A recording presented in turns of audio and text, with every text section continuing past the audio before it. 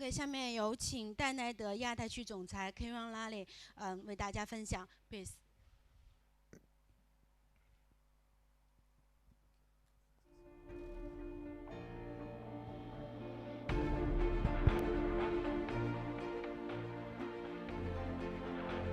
Okay, good afternoon, everybody. 大家下午好。Very happy to be here, and you're very welcome. I've asked my colleague Wallace to help me out with translation. I live in Beijing, but my Chinese 非常不好。这是我们老板，然后呢，他开玩笑说他在北京，然后中文不是特别好，所以我是他的同事，属于研发部的，那给他做一下这个交替传译。So 2 years ago, 2015, at this exhibition, we kept hearing about mobile. Everyone was talking about mobile. Last year, 2016, everyone was talking about AR and VR, right? And this year, it's changed again. Everyone seems to be talking about dynamic learning and AI. 那在前年呢，大家在教育行业都在提的一个比较多，叫移动学习或者移动互联。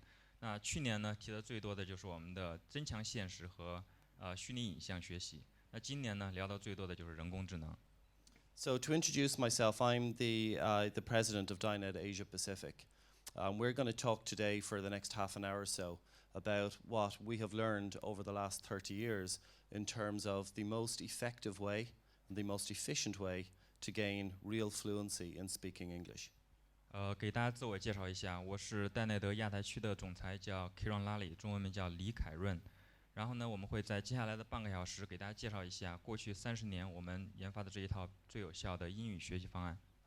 So first, just a few words about DynEd. DynEd as a company is about 30 years old. Its head office is based in Silicon Valley, California. And the company for 30 years has only done one thing, and that's develop a platform for learning English fluently as efficiently as possible. No other products, no other languages, just real fluency in English. 那戴奈德在过去的30年做的事情就只有一件，我们没有做别的产品，我们只做英语教学，而且呢是提供是最有效的这个英语教学方案。那总部是在美国的硅谷。The company works across multiple different sectors. The first sector is we partner and work with ministries of education around the world, including in China. So we work with MOEs, Ministries of Education, today, everywhere in Asia, from Vietnam, China, Indonesia, and so on. 那我们的产品主要服务于下面几大方面。那首先呢是跟全球的教育部合作，包括在中国、越南还有印度尼西亚的教育部。We also work with top universities across the world. So for more than 10 years, DynEd has been working, for example, with Guanghua School of Management and UIBE here locally in Beijing. 那我们的第二类客户呢是属于全球的各大大学和高校，比如在北京本地的北大光华管理学院以及对外经贸大学都是在用我们的课件。And we also work with private language schools. For example, Webby English. We've been working with Webby English across China for close to 10 years now. 那我们的第三类客户呢，就是属于语言培训中心，例如韦博国际英语。那我们和他们的合作呢，已经有10年之久。And when we look globally, we have about 25 million students, which we've taken through the road to fluency. And the software has been among the most highly awarded English language software in the world. 那我们再来全球眼光来看的话，我们已经让2500万用户受益，并且呢是国际上获奖最多的英语教学产品之一。So let's get into a little bit of the detail around what works. And I think it's very useful to start by looking at the research that's available here in China. So a couple of months ago, in a report released by iResearch, the company looked at the weaknesses of current online English learning in China. And it also looked at the development of AI within the sector and identified the key development trends for the future. And actually, a lot of it can be summarized on one slide. I think it gives you a very good overview as to where the market is right now. 那在我们先来给大家介绍这套语言软件之前呢，我们先来看一下上个月艾瑞报告发布的一项关于中国在线语言教学的一个大概的一个状况，包括就人工智能在我们在线教育里边的应用。So the industry, even the online industry today, is still struggling with static content. And by static content, we mean content where every student in a class studies chapter 1 or unit 1 or module 1, and afterwards they study unit 2, then unit 3 and unit 4. And all students study at the same pace, in the same line, in the same method. It's a very static process. 那就目前而言，大部分的在线教学内容都会有这样的一个痛点，就是不管是什么样的学生，不管他什么样的水平，他们都是在以同样的速度学完一个单元，然后再学下一个单元，再学下一个单元。And in addition to static content, we still have a situation where even online, we have one coach and we have multiple students. And the same challenge remains for a skill-based subject like English. If every student is at a different level of ability, and every student is learning at a different speed, what speed does the teacher teach at, or the coach teach at? This is the problem we have with static content and a one-to-many relationship between the teacher and between the students. 那在线教育还有一个痛点，就是当一个老师在线通过视频面授课给很多学生进行辅导的时候，他怎么样掌握这个课程的进度以及教学内容的难度，这也是一个难题。We have an issue of transparency still in the marketplace today. For a skill-based subject like language, ask yourselves the question, how quickly am I learning? How much am I learning? And how do I know? What data do I have? Do my parents see how quickly I'm learning? Is my teacher communicating with me how much I'm learning? So a general lack of transparency around how quickly the language is being acquired is still a problem. 而第三个问题呢，就是在整个语言学习，也就是这种技能型学习的过程当中，这个过程以及学习结果的不透明性是一个很大的问题，因为没有人知道你比如说学了几个月，你到底学得怎么样，是不是真的有进步，这也是一个很大的问题。And we also have a problem of low learning efficiency. So I'm sure we've many people in the room today who learning English the traditional way when you went to junior and middle and high school. You studied English for many thousands of hours, and yet you still couldn't speak confidently. Even with the providers, many of the providers today in the marketplace, even the top providers, it's unclear in many cases how efficiently their students are actually learning language. And that's a problem, we need to address it. 那还有一个痛点就是，我们学习效率的高和低没有办法去衡量。就跟大家学英语的时候一样，那大部分中国人学英语应该是在学校学几千个小时，但是学完之后还是不能够开口说英语。那目前呢，在线教学平台，包括就是最顶级的品牌，他们呢也不敢说我能够衡量你学习的效率。So over the last couple of years, we've seen the emergence of AI technologies into the marketplace. We've seen a dynamic content and adaptable learning enter into the marketplace, and I do want to talk a little bit more about that. But I think it's also important to understand how these new technologies work with the teacher, work with the classroom. So if you have an adaptive learning courseware, how does that impact on the type of classroom that a school or teacher or business should operate? 那慢慢的呢，我们人工智能开始出现在线教学当中，但是我今天也会更多的谈这一方面。但是有了人工智能，那学生跟老师之间的互动，以及老师在课堂教学的方式会有什么样的变化呢？ And I think if we look at some of the ideal development trends, we're going to talk a little bit more about some of these. But broadly speaking, I think the initiatives and the trends that make a lot of sense include individualized learning, personalized learning, where every student is studying and every student is developing at the speed that's right for them. 那最后我们来看一下未来比较理想化的一个趋势是，首先一定要有高度个性化的一个学习的一个过程，也就是每一个学生都是按照自己最合适的这个速度在进行学习。And remember, for English language or for any language, learning a language is a skill. It's not knowledge. It's a big difference. Okay, to learn a skill, you have to practice at the level of difficulty that's right for you. If you practice tasks that are too easy, you get bored.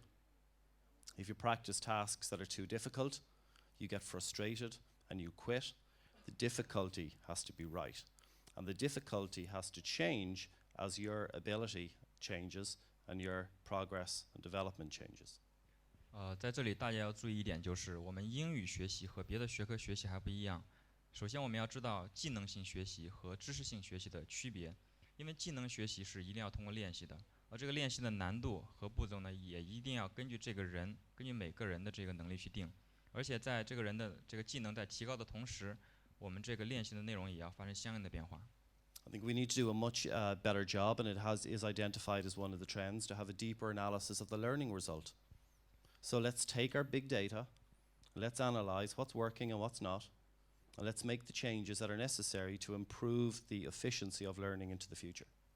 所以可以看看，我们可以进行有了现在这些大数据，我们可以进行更进一步的分析。我们可以分析到底哪些可以让学生进行更有效的练习，哪些是在把他们的练习变得那么的没有效。And let's understand how the classroom should operate, or how the online tutorial session or coaching session should operate.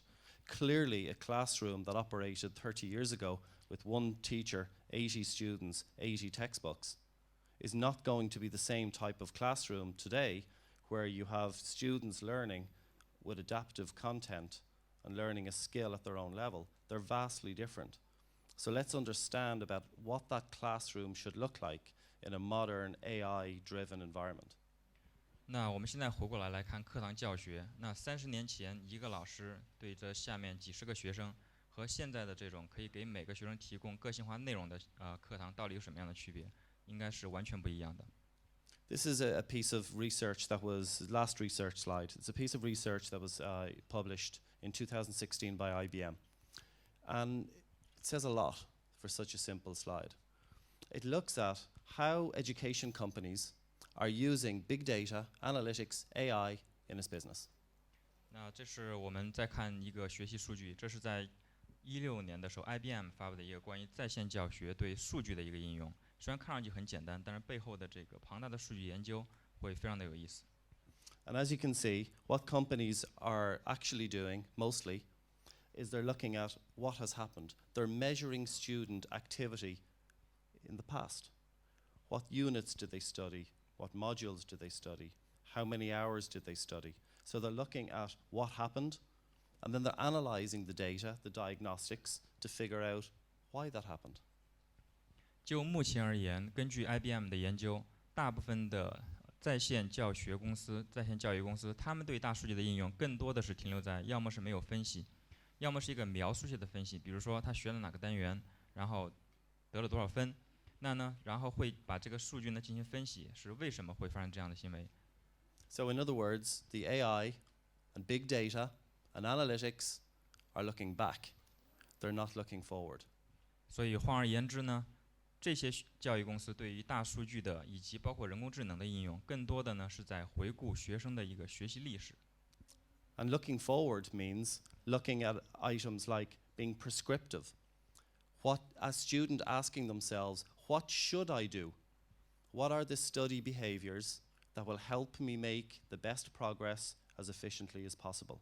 And also predictive. If I do the right things, how quickly will I learn? How many hours will it take me to get from one level to another? That's what big data should be. That's what AI should be. It should help the student to study and do the right things in the right way, in real time, to help them achieve predictable goals.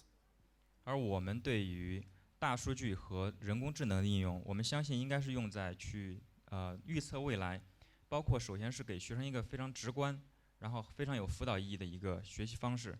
也就是说，学生在问我应该做什么的时候，这个时候呢，系统应该已经推送给他学的内容。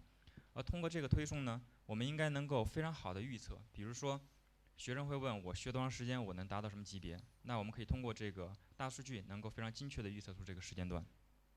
So you may have come across companies who say, hey, we have big data. We have reporting. We have a reporting suite. We have analytics. And then you ask them, show me your analytics. Show me your data. And this is what they show you. Hours and units studied in the past, the number of units completed, maybe a completion percentage, maybe a test score. Okay, it's looking backwards as to what happened. 所以很多公司会说，哎，我们也有大数据，那当你让他把他的大数据拿出来给你看的时候，他会给你看什么？说我们的学生学了多长时间，完成了多少个单元，得了多少得分，这就是我们的大数据。Not big data, small data. 其实这根本就不是什么大数据，这只是一个记录而已。What big data should do is it should look forward and should operate in real time. 而大数据呢，应该是往前看，而且是实时的在调整。So at DynEd, we ask ourselves questions like this. Did the student do the right things at the right time, with the right content, at the right level of difficulty? And how do we know? 所以在戴纳德，我们经常会问自己这样的一个问题：在他学英语的过程当中，学生是不是在最合适的时间学习了最合适他的内容，以及在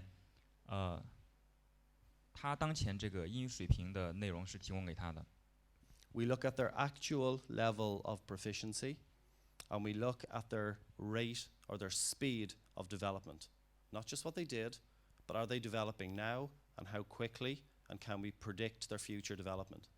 所以我们看的不是说他完成了多少个单元，而我们看的是，我们会实时的去监控他的技能是不是真的在提高，以及他提高的这个速度是怎么样的。And we also look at the effectiveness of their practice. Are they doing the right things when they're practicing in the right way? 同时，我们还会监测他练习的方式是否非常的有效，他们是否在用最高效的方式在练习。There was a very famous violin teacher in Japan called Suzuki, and he developed the Suzuki method. And he would only see his violin students once per week, but yet his students, almost without exception, became among the best violin players in Japan.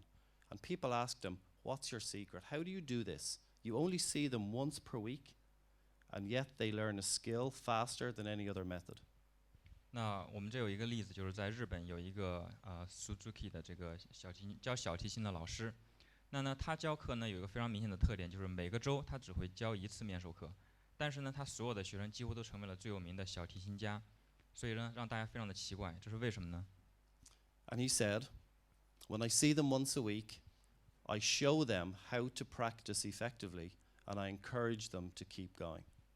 他说，每周一次的面授课的时候呢，我只会告诉他们，我给他们展示怎么样的练习方式才是最有效的，然后呢，我会让他们自己去练习。His classes were about motivation.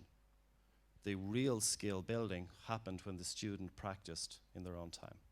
所以，真正的面授课大部分呢是在于老师对于学生的一个鼓励，而其余的真正自己的练习呢是在课后。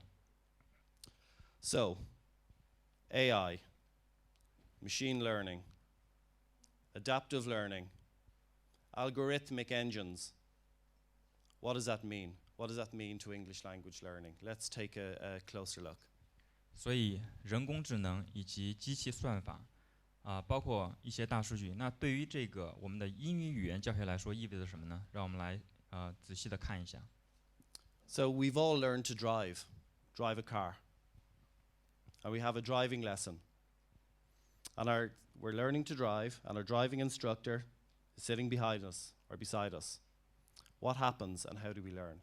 Because learning to drive a car or learning to play the piano is a skill, the same as learning English. 那我们来拿这个考驾照作为一个例子。学英语和考驾照以及学弹钢琴是一个道理，因为都是在培养你的一个技能。那一般情况下，我们的教练会坐在我们的旁边，然后让我们开始练习。So what happens when we learn to drive is our driving instructor asks us to do something, number one. Number two, when we try to do it, they watch. They watch what we do. They watch how quickly we do it. They watch our eyes for confidence. They look at many things, and they take that data, and the instructor analyzes the data and makes a decision. Is he okay, or is he not okay? Do I need to move him to the next step? Do I need to ask him to try again? Should I make it easier, or should I make it more difficult?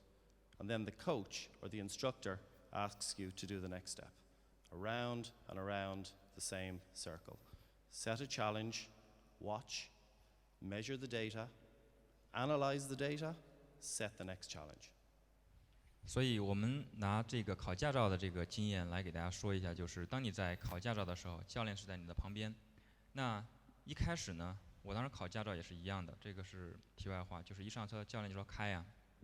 所以教练说的是什么？教练是让学生去，你去开。那教练在旁边做的是什么呢？就观察，然后再看你做的哪个地方做得好，哪个地方做得不好。这个时候呢，他会分析这些数据，然后把这个数据再反馈给你。他会觉得，哎，你可以练下一步了，或者说不行，你还得继续练这个半联动。那整个的过程呢，就是一个反复的循环的这样一个，你去做，教练给你实时的反馈，纠正你的动作，然后呢，你再进行更难度的这个动作，基本上这样的一个过程。So in that car, there's only two people.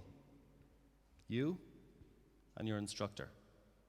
Individualized learning, personalized learning. When you want your child to learn the piano, one instructor, one child, individualized learning. A skill must be learned on an individualized way, one-to-one.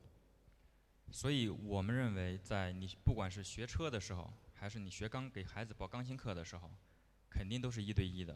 因为对于任何一个技能的习得，一定要是一对一的辅导。英语学习也是这样。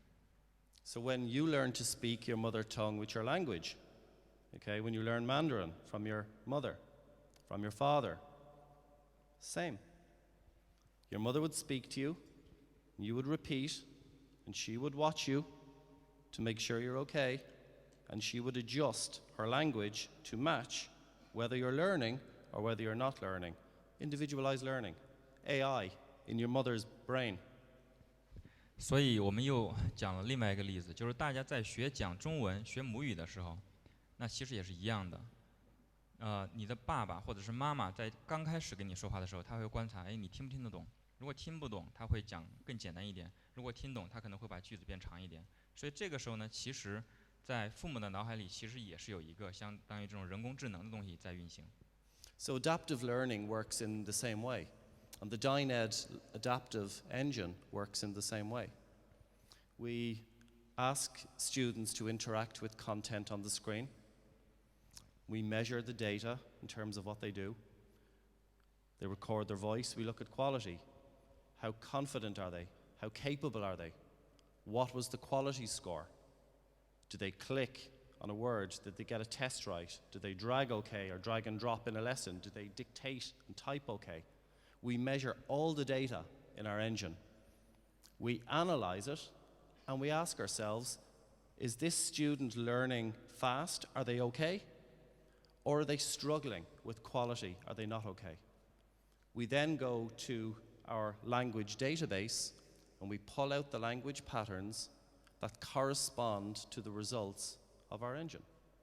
If the student is struggling, we simplify the language on the screen. If the student is making progress, we increase the complexity of the language on the screen, around and around again, constantly adjusting, constantly changing to the needs and the performance of the individual learner. 所以在戴耐德课件的学习过程当中，我们给学生提供的呢，其实也是一个自适应的一个内容。那我们的后台的这个计算引擎会在不停的计算，学生是否了解或者是理解，已经掌握了当前的内容。他们是不是录音是不是对的，或者说他们答题是否正确，语音识别是否被识别成功，我们都会去分析这个数据。然后根据这个数据呢，我们又会去后台的整个大的语言库里边，会去调取适合他们当前水平的内容。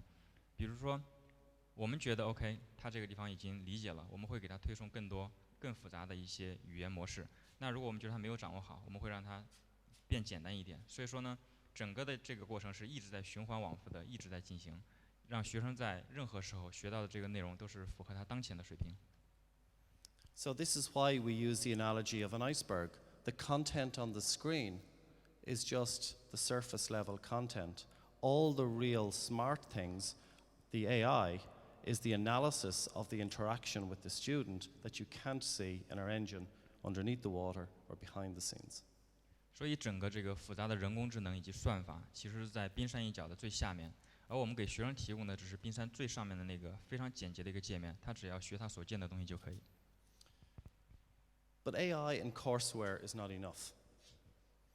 If I take the most motivated student in the world who wants to learn the piano, and I give them a piano, and I give them courseware, and I ask them to play the piano every day, and I come back in 2 years' time, will they be able to play beautifully or not? Probably not, because they will probably have quit. They'll either get bored, or they'll run out of motivation, or they'll find it too difficult, but they'll quit. Same, I give you some golf clubs or a tennis racket. I give you some courseware. I ask you to practice every day. I come back in 2 years. Can you play? Probably not. The reality is, without a teacher or a coach to motivate that student continuously, the student will quit. 所以我们仅仅靠这个只有人工智能的一个课件的学习是远远不够的。例如，我们在全球找一个最想学钢琴的人，然后呢给他买一台钢琴，让他去练两年，然后告诉他怎么练。那2年之后呢，他几乎应该是不会。为什么呢？因为他中途放弃了。比如说跟高尔夫球或者是网球一样，你中间会放弃，因为没有人去鼓励他。Teacher is very important. The teacher's job is to motivate the student. It's to personalize the language for the student. So the student is talking about their own life. It's interesting. They feel proud that they can speak. And it's to expand the vocabulary of the student as they practice with other students.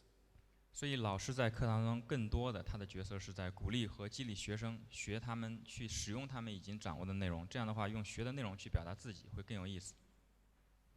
A chatbot is not going to do it.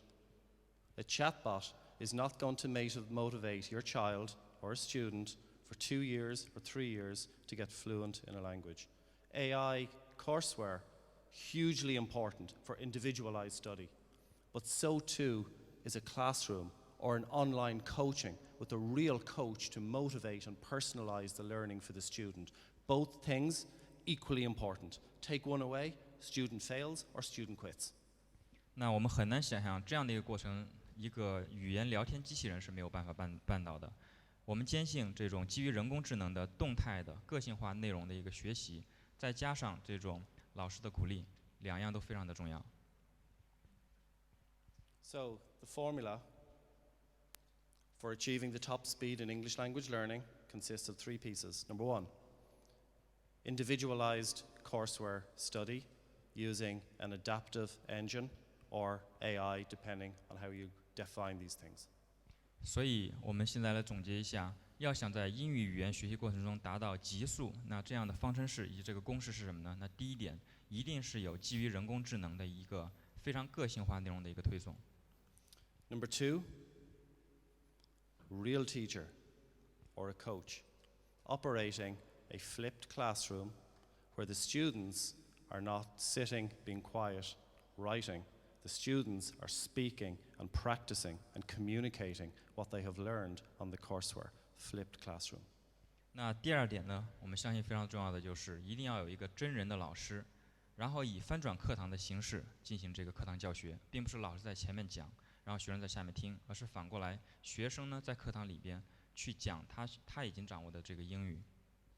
And lastly, we use our big data to be able to create transparency and trust. We define a clear goal. We show the students' journey towards the goal. We use the data to show them where they are.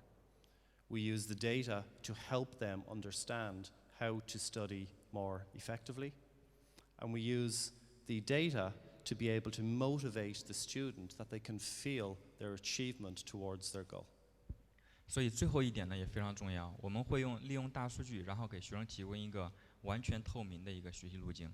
而这个过程当中，我们会用大数据去告诉他哪些地方练习的比较高效，哪些地方需要提高，而这一切都是比较实时的。而且呢，我们也会让他看到自己真正的进步。Adaptive content for speed of skill building. 所以，相当于总结一点来说，就是知识性的一个内容，能够让学生更快地掌握一门技能。Flipped classroom with a real coach for motivation, so the student doesn't quit. 而这个课堂教学，那是进行激励作用，这样的话呢，学生不会因为一个人练习太无聊，然后中途退出。And big data for transparency and trust. 那最后大数据呢，是为了建立与学生之间的信任。So after 30 years of doing this all over the world, we believe this is the formula that's necessary to be able to teach students throughout China the most effective, fastest route to real fluency in English. 所以在经过过去30年的这样一个经验，我们能够肯定，这就是能够让中国的学生以及全球的学生以最快的速度学会一口流利英语的一个方程式。So thank you all very much. 所以非常感谢大家。For your speech.